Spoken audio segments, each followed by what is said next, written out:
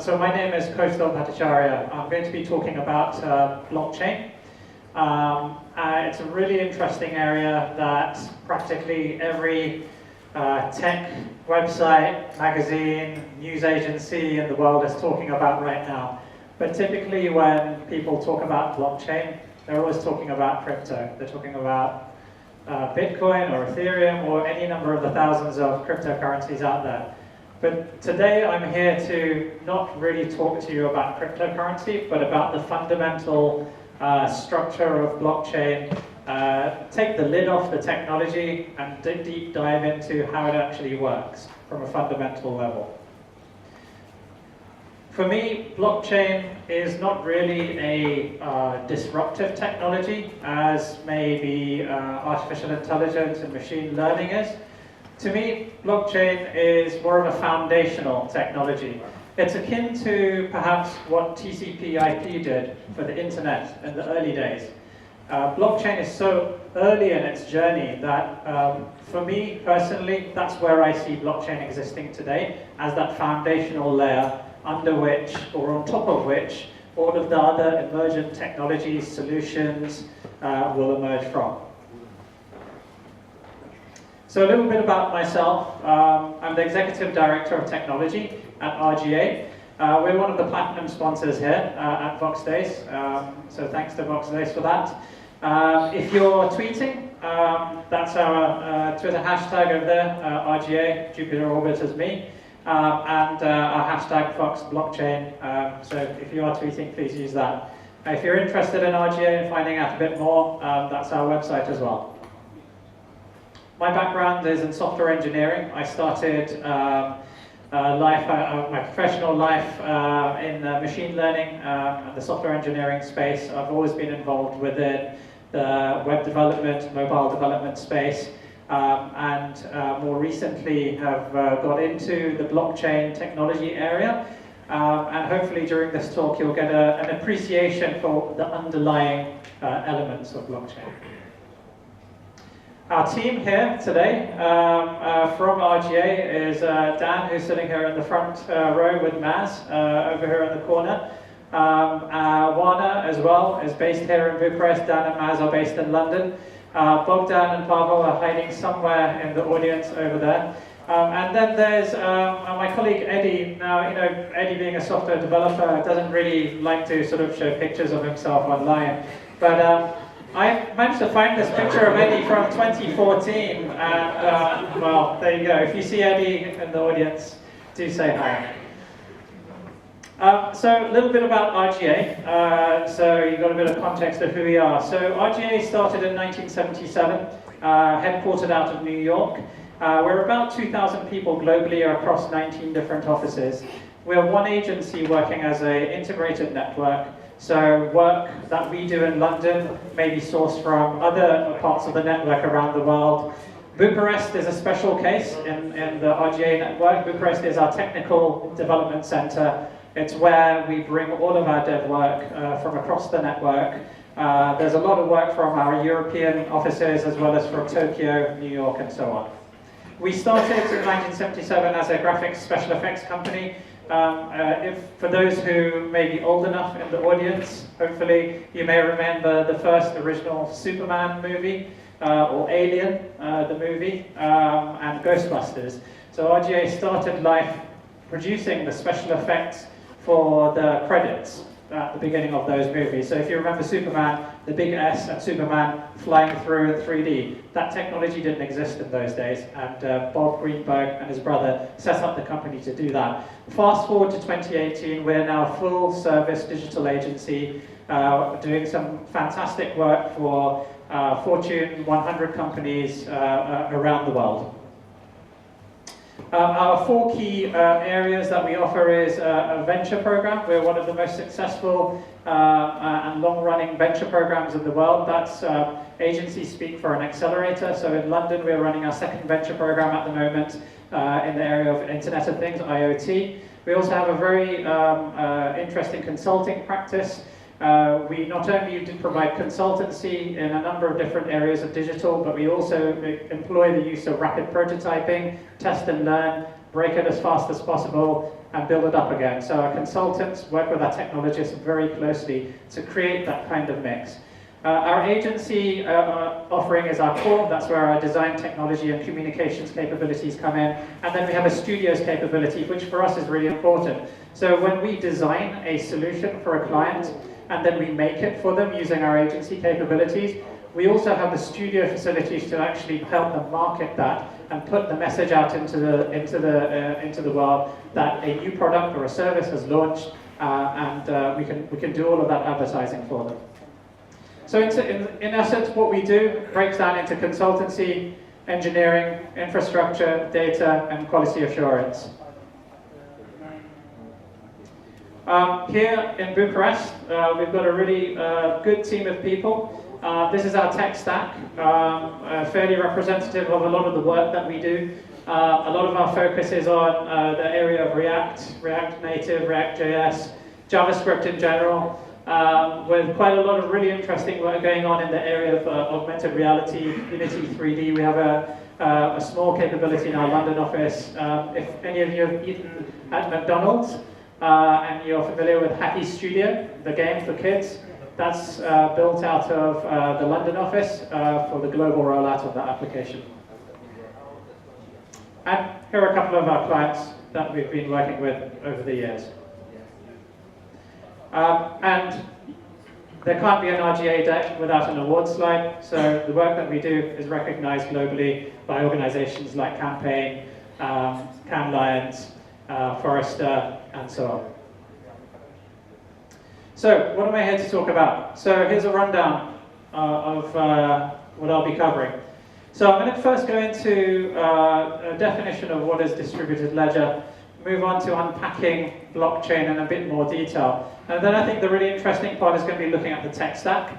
So, if you were to take the lid off blockchain and actually drill down into the different layers of blockchain and figure out how it's actually built from the ground up, from the protocol layer, we'll go into that. We'll talk a little bit about consensus. I'm not really going to get really deep into that area.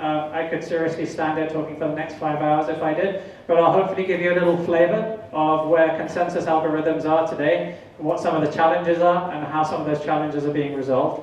And then we'll take a look at a couple of examples of current applications, so real-world applications of where blockchain is being used today. RGA has been working with blockchain for a while now, and I'll give you an example of some of the work that we've been doing, as well as a particular passionate area of my own, which is around using blockchain for identity, which I'll get into shortly. And then to close off, I'll be covering a blockchain strategy. So many of you in this room are probably here because A, you're interested in the subject, B, you may be building something on blockchain, whichever blockchain you may be choosing, Ethereum or NEM or whatever it might be out there. But as technologists, sure, you can cut cool code and you can create solutions on blockchain. That's awesome. But how do you actually figure out whether that solution has a market? How do you in fact figure out whether blockchain is even the right thing to do? So at RGA, we've formed a framework, a strategy framework that allows you to figure out whether you should be taking your idea to market on the basis of blockchain. And then I'll go through some examples of how we've been getting into the coding side of blockchain as well. So blockchain is essentially a shared database, right? It's something that enables an indelible, immutable record. It's a record of truth over a period of time. So blockchains and cryptocurrencies, they form the key sort of basis of distributed ledger technologies. Now, when you look at this technology, it's nothing new really, right? So ledgers have been around for a long, long time. You started off way back, going back hundreds of years, thousands of years, where ledgers were used to record transactions that could have involved the record of monetary transactions, of property, of other assets, right? So the concept of a ledger, which is literally a book in which, back in the old days, people used to write an entry every time a transaction took place, is something that's been around for a long time. But in a distributed ledger, transactions are recorded across a network. And I think there's a key thing here to note. You'll hear the phrase distributed and decentralized used quite a lot, interchangeably, when people generally talk about blockchain. And if you listen to, say, Vitalik, who created Ethereum, he always talks about decentralized. And I think there's quite a distinct difference between decentralized and distributed, and I'll go into that in a bit more detail later on in the talk, because I think it's quite important. So each participant in a network holds an identical copy of the ledger. So traditionally, if you are, say, a bank, you would hold a centralized record of every single transaction that goes on. That's a centralized model. Whereas in the blockchain model, you are making effectively a complete copy of that record, of that ledger, across the entire network, of all the nodes of the network. So as a result, when a change is made to the ledger, it's propagated or it's reflected throughout the entire network, so that all the copies are held by all the participants across the network. Now, security and the accuracy of the ledger is ensured through systems such as cryptographic keys and signatures, the hash function, as you've already heard in the previous talk given by Societe Generale earlier this morning. And that this effectively controls the access and permission to this shared ledger that everybody owns across the network. So let's dive into the sort of the innards of blockchain. So blockchain effectively is a special type of distributed ledger. It's what underpins many cryptocurrencies that we all know and love, or maybe hate today. So Bitcoin is a classic example, Ethereum, there's hundreds, potentially thousands of them out there right now.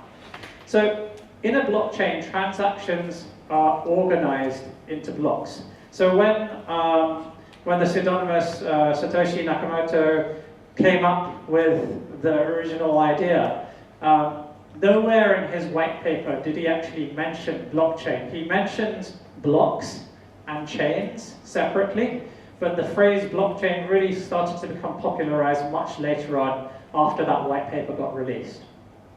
So every block is bound, or it's linked, or effectively it's chained together with the previous block using a cryptographic hash function. So there's two types of blockchains that almost all of us who are working in this space will encounter. There are effectively public and permissioned blockchains. So what's the difference between the two? So starting with public, so a public or a permissionless blockchain, it's considered trustless, and the main reason why that is because anybody can join that network. Bitcoin and Ethereum are examples of that type of blockchain where a node can exist anywhere in the world, it's completely permissionless. You can independently go and set up your own Bitcoin node and join that entire network. On the flip side, as a result, because of this random nature of people joining these open networks, you've got to have an incentive mechanism, right, in order to reward good behavior amongst the participants and try and reduce the amount of bad behavior, I suppose you could say. So actors who are trying to manipulate the network and change records on it without the consensus of the masses. So that's where we preserve integrity through this whole notion of a miner, or so-called miner, who effectively receives a reward or a profit on every transaction that they verify and put onto the blockchain. So on the flip side, we have private or permissioned blockchains. So these blockchains are really different, right? So Bitcoin and Ethereum are public, they're out there in the public domain. Whereas these permissioned blockchain environments are much more locked down in a number of different ways. So on one level, you could consider them to be relatively secure, and for us, the main distinction here is that the participants are known and vetted. So that eliminates the need for that incentive mechanism that you needed for a public blockchain. The incentive mechanism typically being a system such as proof of work and so on.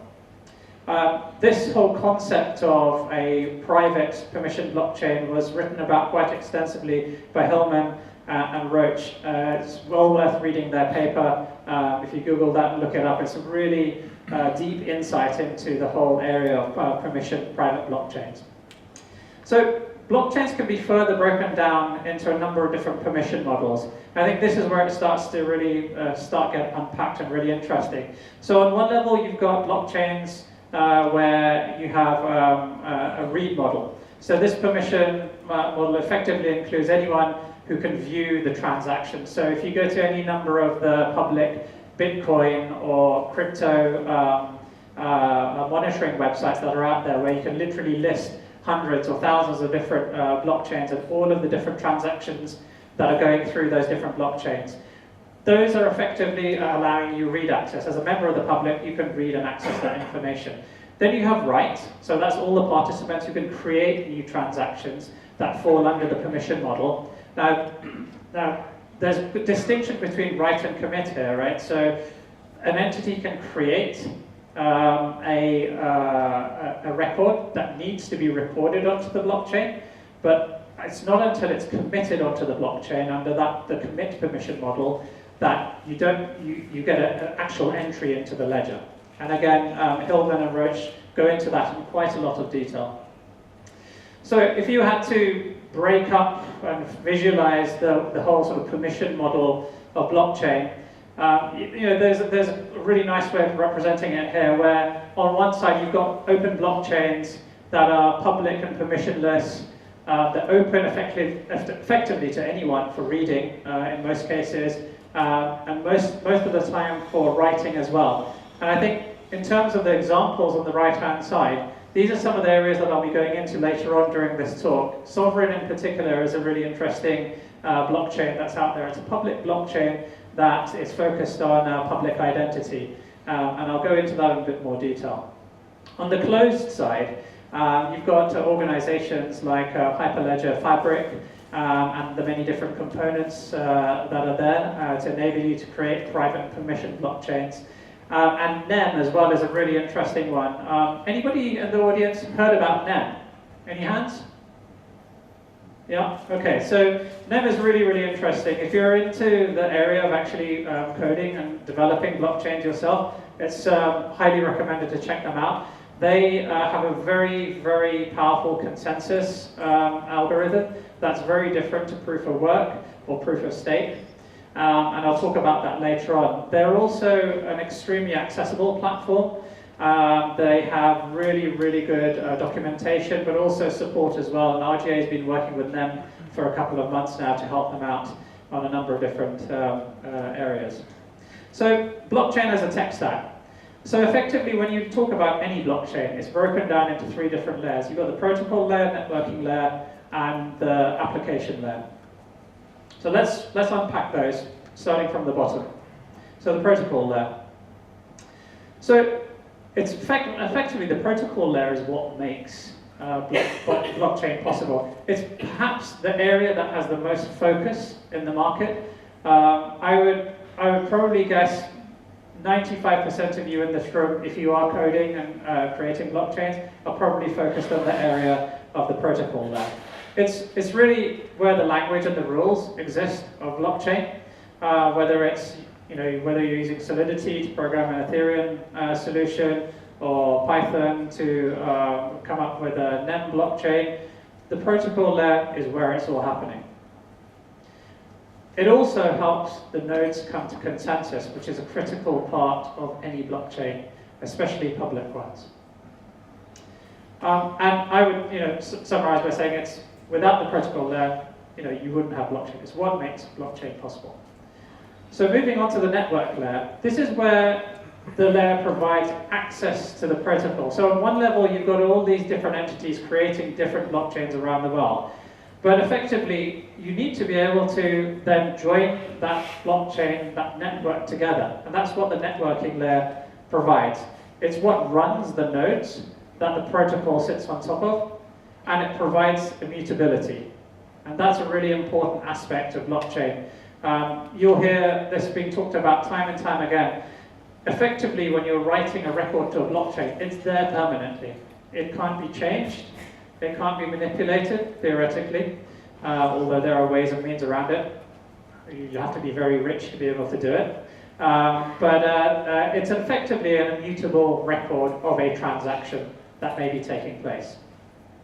And at the application layer, and this is an area that many of you may be working on as well, it's effectively, it's what serves the user's needs, right? It's the interface between the consumer and the underlying complexity. So let's say you're using a wallet application that's based on the NEM blockchain. That's effectively operating at the application layer.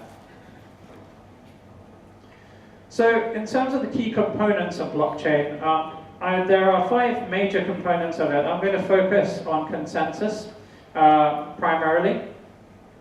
So the 5 main areas are the validity rules, the whole aspect of peer-to-peer networking and how that is orchestrated, the ledger itself, which is the record, the consensus mechanism, which I'm going to be talking about in a bit more detail, and the cryptographic nature of how it's all held together. So I mentioned before this distinction between decentralized and distributed networks. So we're all familiar with this model, right? The centralized model. You could plug any company off the internet and point at it, and effectively be working in a centralized way. Thinking about it from a more tech perspective, we think about the whole client-server model, right? You've got the central server, you've got your clients that make requests to the centralized server, and it responds. You think of a bank, you think of a loyalty scheme, you think of any kind of major institution in the world today, and they're all pretty much centered on this whole centralized notion where that one key central hub, that controlling body, is what decides what gets recorded in the ledger or their database. It's also the central body that can manipulate and change that data, completely unknown to any of us as consumers of the services. Unless, of course, you're Cambridge Analytica, but let's not go there. And then, yeah, so that's the world today. Now, when Vitalik came up with Ethereum, he called it a decentralized network. Now, for me, there's a big distinction here between decentralized and distributed, which you can see here. So a decentralized network, for me, is still effectively a centralized network, except you're delegating the responsibility to sort of supernodes on the network. Whereas compared to distributed, it's a complete mesh. No one central point of control exists. Every node has the capability of communicating with every other node on the network. I think this is a fundamental thing to wrap your heads around. So if you're just getting into the whole area of blockchain, this is a really, it's an important set of concepts to bear in mind. So let's talk about consensus. So as blockchains are distributed or they're based on peer-to-peer networking effectively, the fact that there's no central or sort of centralized controlling authority means that reaching consensus on the state of the ledger it's hard, but it's also crucial. If that consensus mechanism wasn't there, effectively anybody could write any old trash to the ledger and people would have to take it as truth. So it's the consensus algorithm or the model that allows this kind of authority to ensure that the right information is being written to the ledger. So I've got an interesting story for you. So back in 1982, there was a thought experiment that was conducted by these 3 people here. So Lamport, Shostak, and Peace had this scenario where a Byzantine army had to decide. So there's all these armies around, these Byzantine armies, and each army had generals. And the generals had to decide whether or not to attack or retreat from the city that was of their interest. And the only way that they could communicate with each other was through these messengers that would pass messages between the generals. And the idea was that if they were going to attack or if they were going to retreat, they had to do it at the same time, right? And And the messengers were the main carriers of those messages between the generals and the armies. Now, so here's the obvious one, right? What happens if there's a traitor in the mix, right? One of those generals is trying to screw things up and is trying to, double-cross all of the other generals in the army. What do you do then? What happens if that general, that traitorous general, sends a misleading message up to the general there, which then gets passed on to the entire network? You're screwed, right? So there had to be a way of all the generals, irrespective of whether there was a traitor in their midst, to actually come to a consensus and actually decide whether they were going to attack or they were going to retreat. So if we were to switch this over to more blockchain context, the army generals are effectively the nodes on the network that you saw in that distributed mesh on the right-hand side earlier. The traitors were the malicious nodes, right? And the messengers were effectively the communication channels between the generals or between the nodes.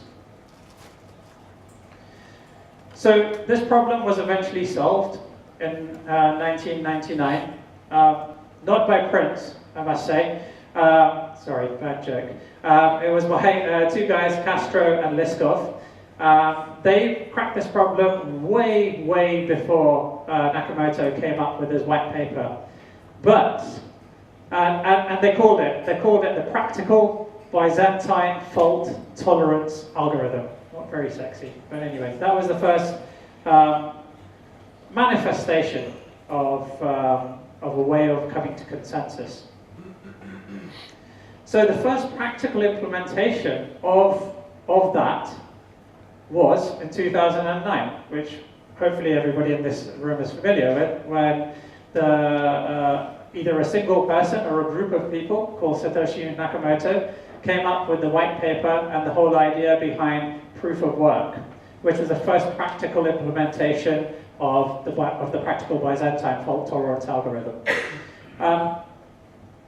So proof of work, it solves a hard cryptographic puzzle effectively. So in order to solve this puzzle, two of the key challenges of the proof of work method is, one, it needs a lot of compute power, and as a result, a lot of electricity. And this is perhaps one of the biggest things that's holding back blockchains that are based on proof of work, such as Bitcoin and Ethereum right now in terms of scale. So the proof of work algorithm is effectively based on the solving of a hash problem. And it's slow. It's pretty much as slow, or it was as slow as 7 transactions per second, right? So that's, if you think about that, right, 7 transactions per second scaled up to a global business is going to be crippling. And that's why those of us here in the room who have invested in cryptocurrencies recently or in the distant past have problems quite often. So when there's a market blip and the price crashes and everybody's trying to bail out and sell, that's where most of the distribution networks are like, you've got holding messages on their websites or that saying, sorry, we're down at the moment, or we can't cope with the load. And for a big reason, there's a good reason for that. It's because the transaction processing speed of blockchain, Ethereum, and many of the cryptocurrencies out there are actually quite slow because of this whole challenge around proof of work. Now, if you compare that to Visa, for example, they're regularly transacting with like 50 to 70,000 transactions per second, right? So going from 7 to this is one of the big challenges of most of the cryptocurrencies and blockchain in general out there. So there are a couple of other consensus algorithms. So you've got things like proof of elapsed time. Anybody heard of that consensus algorithm? Any hands? No? Proof of importance is another really interesting one. I think when you look at blockchains such as NEN, they're interesting because of the consensus model being based on proof of importance. So, for example, I have some investments in NEN, and some of my colleagues who have more coins on the NEN network are part of this proof of importance consensus mechanism.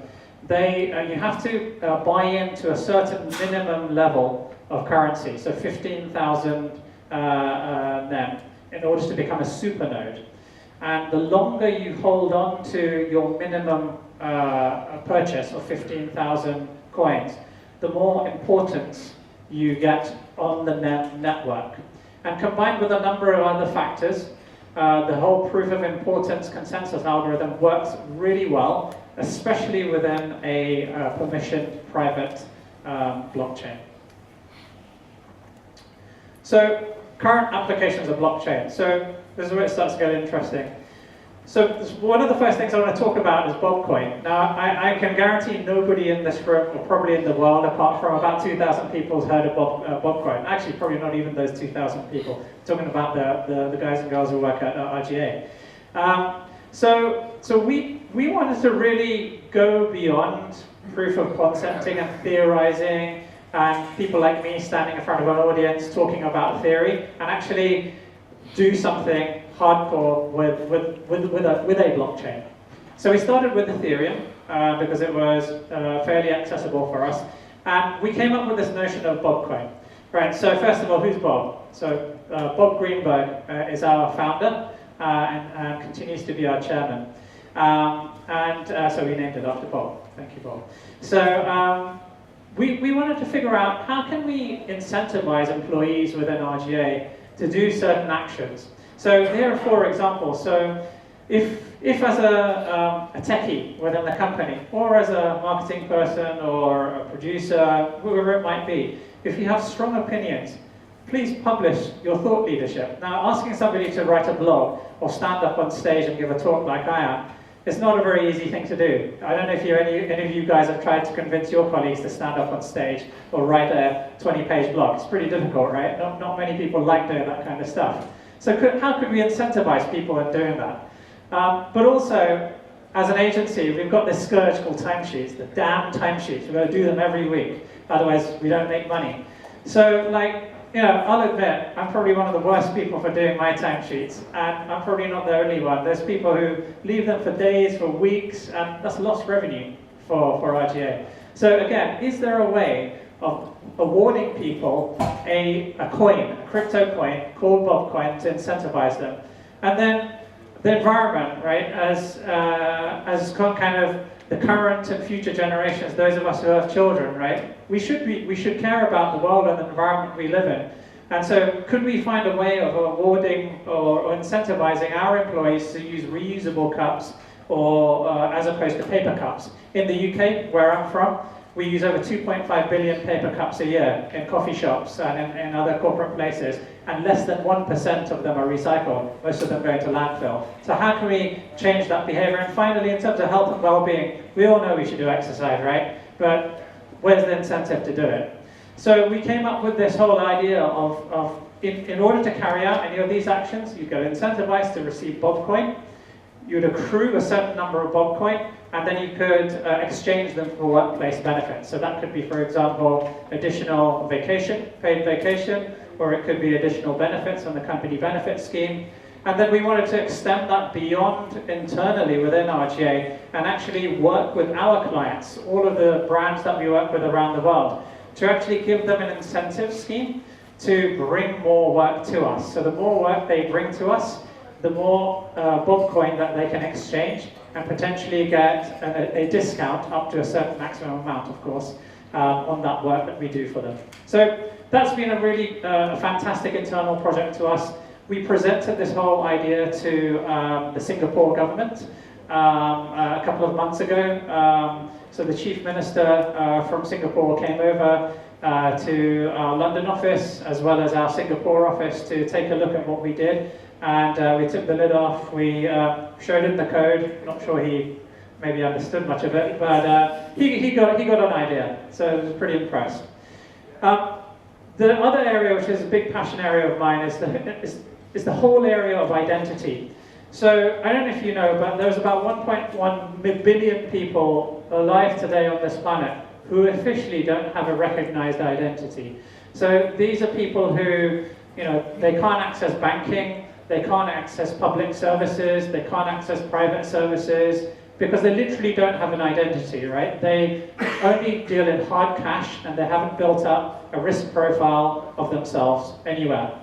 So they're effectively barred from accessing all of the protections, the services, and the basic rights that everybody in this room, myself included, we enjoy every second of the day.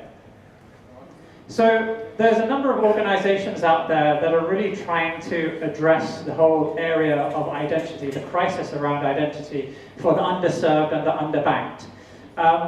If you think about it, there are some major issues and problems there. Let's take two recent disasters, natural disasters that have happened in the world. If you look at the storm, the Category 5 storm that passed through the Caribbean islands last year. Was it last year or the year before? Haiti, for example. That entire island was wiped out. The entire infrastructure, the buildings where people live were totally 100% flat. It looked like a nuclear bomb site. Now, so what, right? So in a country like Haiti or in many African countries, you've got subsistence farmers, or you've got farmers who produce some additional surplus, right, to sell onto the market. Now, you own a plot of land, which is recorded in a ledger somewhere, stored in some dusty room in a government building that's gathering dust, and it sort of sits there for decades until you move on or sell the land. So along comes a tsunami in Sri Lanka and wipes out your land. It wipes out the building that housed that dusty record, that file, that kept your record that you own this piece of land. So what the hell? What do you do now? Who do you go to? Who do you turn to in order to claim that land back and prove to them, you know, unequivocally that it's your land that you've owned for years? There's no way of doing that, right? So blockchain is one of the areas where it can really enable populations that don't have an identity to A, get an identity, B, have a completely provable record, in this case land records, that they own the land, and how long they've owned the land for, and how much land they own. It's a great example. So some of you may be familiar with an agency called IDEO. IDEO have a lab called Collab, they have a collaborative offering called Mosaic. And this is a digital identity sandbox, which I've been playing around for a couple of months now. It's really interesting. It's one of those sandboxes where most of you probably use Amazon Web Services, right? Being able to spin up an AWS environment on the free tier and just play around with tech is awesome, right? So you can do the same thing with Mosaic. You can go log into Mosaic and you can actually set up an identity profile and an identity system and then test it against certain rules.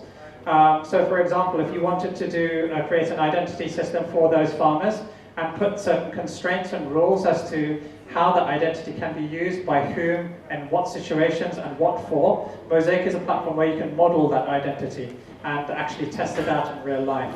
There's also the Decentralized Identity Foundation. So these guys are talking more about standards more than anything else. I think standards is a big area of, it's a problem in blockchain in general right now. There aren't universal standards out there right now. There are bodies like ISO who are trying to come up with universal standards, but it's very, very early days. Think back to the late 90s or the mid 90s when the web started to really become more known. The standards back then were pretty shaky. So DIF are working on the standards for identity specifically based on blockchain. You've also got ID 2020, and they're an alliance that as it says there, they're committed to improving lives through digital identity. So these guys look at a number of different areas, and one of the key focuses for them is the refugee crisis. So most of you are probably familiar with the Syria crisis that's going on. Those men and women, children, apart from the desperate situation they're in, the fact that they're running away from conflict in their country, when they leave the border of their country, they're effectively identityless. Most of them don't have a passport, and therefore they can't prove their origin, where they're from. People treat them like trash, and they don't get access to any of the services within the country that they've moved to. Sovereign, for me, is a really interesting one. So Sovereign started up about 2 years ago, and they're a platform that provides self-sovereignty. For me, this is really interesting, and I think for you, all of you in the room, it should be interesting as well. So the whole idea of self-sovereignty is today, we don't really own our own data. There's this notion that we do, because after all, the data that we produce comes from us, right? So therefore we own it. But really, we all know in this room, right? The Facebooks of the world, the Googles, the Amazons, they own all of the identity information that we provide. The other challenge is that open your wallet. How many forms of identity do you have in your wallet right now? Maybe 4, maybe 5, maybe 10. You've got your driving license, you've got your maybe your bank cards, you've maybe got a national ID, maybe you've got some tax ID, the list goes on, right? So when these forms of ID are created, think of any website that you go to right now and you fill in a form in order to access that service, say setting up a bank account or setting up, applying for a driving license. They ask for a lot of information, right? I sometimes wonder whether they really need all of that information. Now, with the whole idea of self-sovereignty is that you not only own the identity information that you produce, but you also provide the gate and the control, which enables you to reveal only the absolute minimum amount of information that you need to part with to that third party in order for that third party to operate its service. So platforms like Sovereign and others similar to Sovereign are providing these self-sovereign mechanisms for people like us to be able to prove our identity, but also protect our privacy on the basis of blockchain. Really powerful. So I want to just close off with two other areas. So blockchain strategy, a strategy framework. So when you talk about any kind of business that you want to create based upon blockchain, there's a lot of hubris around blockchain right now, right? Everyone's talking about it.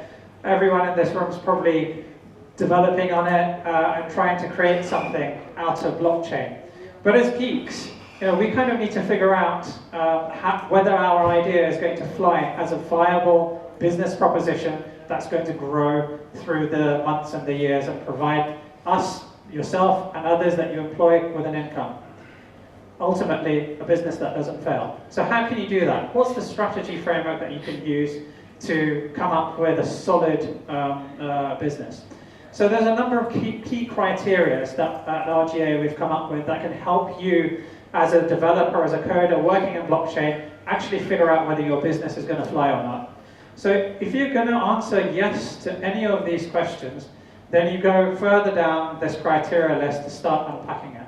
So firstly, number one, is there a predictable, repeatable process that lends itself well to automation, right? So think about the application that you're producing, whether it's in gaming, whether it's in financial services, whatever it may be. It must have something that's repeatable primarily, and it's also fairly structured and predictable, i.e. it's open to automation. Number two, is there an ongoing or a long-running transaction or process rather than a process that only occurs once? So if you're, if you're applying for, if your business is allowing the public to apply for some service where that process just happens once and they probably don't touch it for another 2 or 3 years, blockchain is probably not the best way to go about doing it. There's a lot of other solutions out there that can help you. Number three, so are there multiple stakeholders in the process or the value chain? 4, is the role of reconciling disparate data usually played by one party or a limited number of parties? And then finally, value doesn't always have to be monetary, right? Value can be held in a number of different exchanges. Value can be held in property, it can be held in contracts, it can be held in a number of different forms. It doesn't have to be money. Sorry, and then there's a number 6. So, is there value in an immutable record? So, when you're creating a blockchain, you're effectively you're adding to it. You're never going back and making an edit or a change. So, is there any value in actually having an immutable record in the business that you're trying to create, or is immutability even a requirement? So if you say yes to any of those above questions, then that's where the framework really starts to come into its own. So we take each layer of the protocol that you looked at earlier, the protocol layer, the network layer, and the application layer, and you unpack each one of those if you've said yes to any of those previous questions. So if you said yes to some of the questions, the first thing to look at is protocol layer. So you need to decide whether you're going to create a public blockchain or a private blockchain. That's one of probably the fundamental things you need to figure out first. And then, what are the design expectations, right? We spoke about proof of work and all those kind of consensus algorithms. What are your speed requirements, transactions per second? What are your programmability requirements? For example, do you want to have a massive developer network enabled to be building on top of your platform? What about the payment functionalities and so on?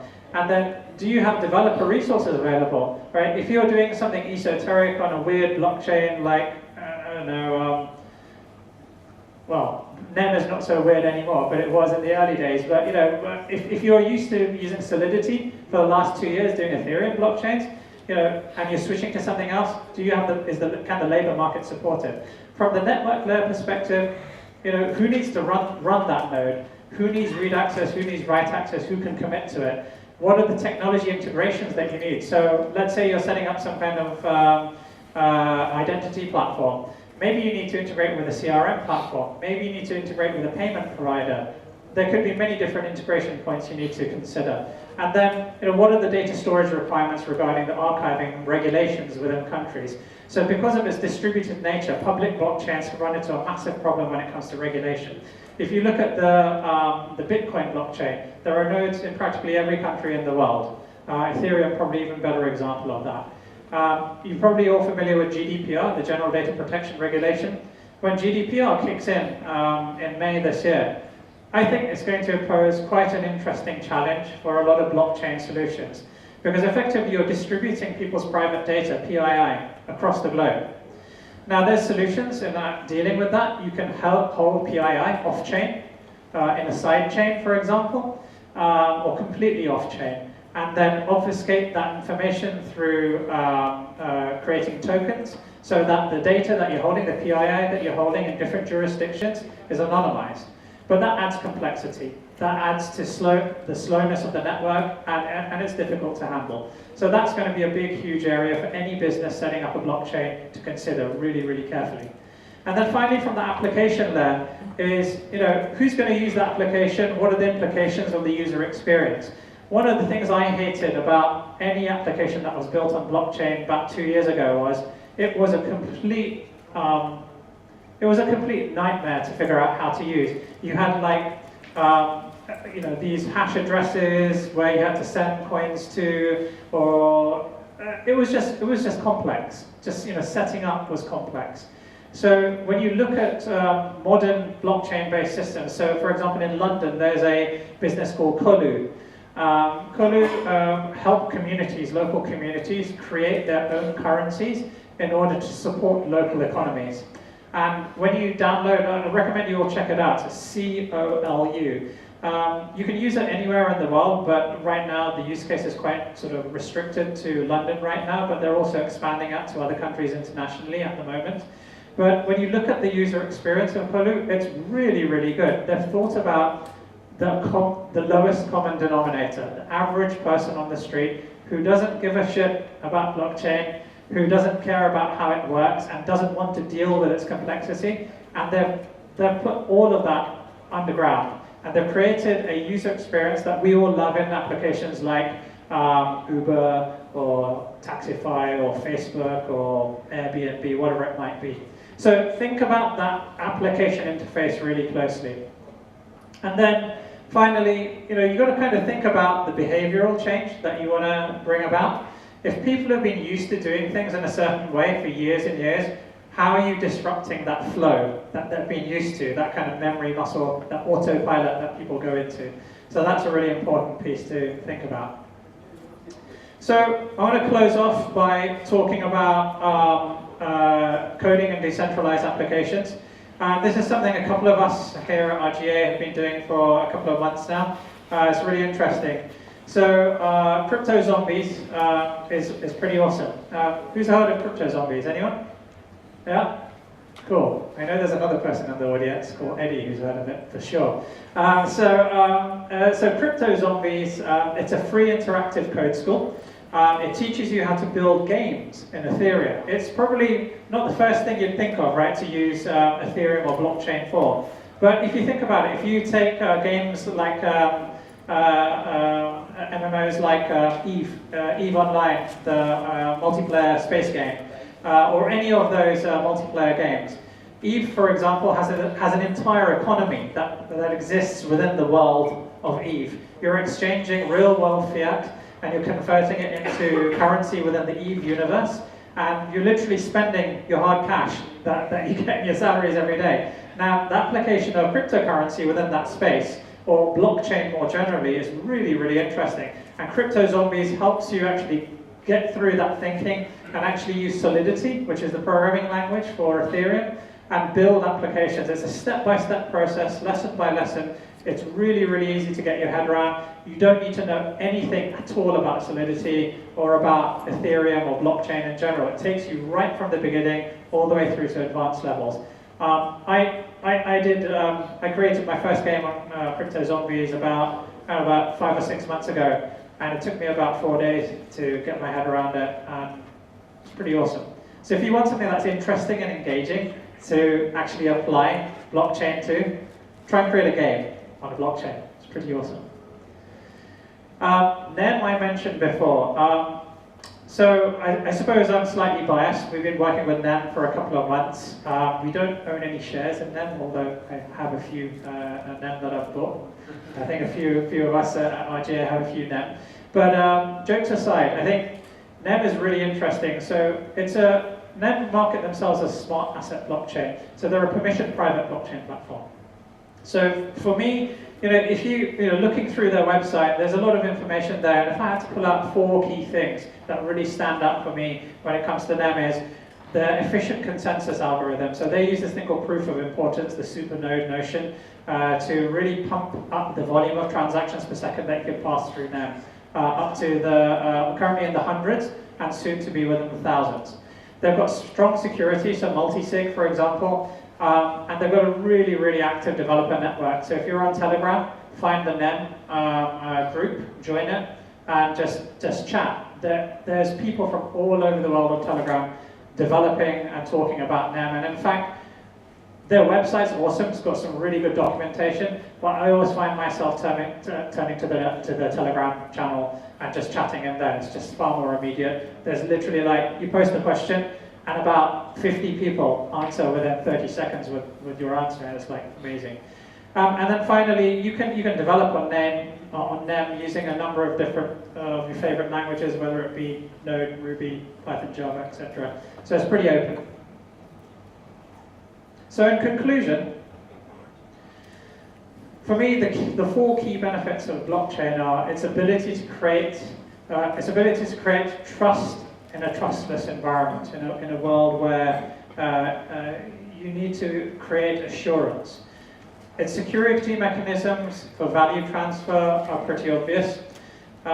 Its efficiency in streamlining business processes, particularly between different entities, either across borders or between, say, a company like a large bank that has different regional entities. Having multiple blockchains that cross over is really powerful. And then ultimately the enhanced auditability and transparency of blockchain is what really sets it apart, and for me is the game changer. If it wasn't for that transparency and that auditability, blockchain would probably lose a lot of the value that it offers to the market today. Thank you.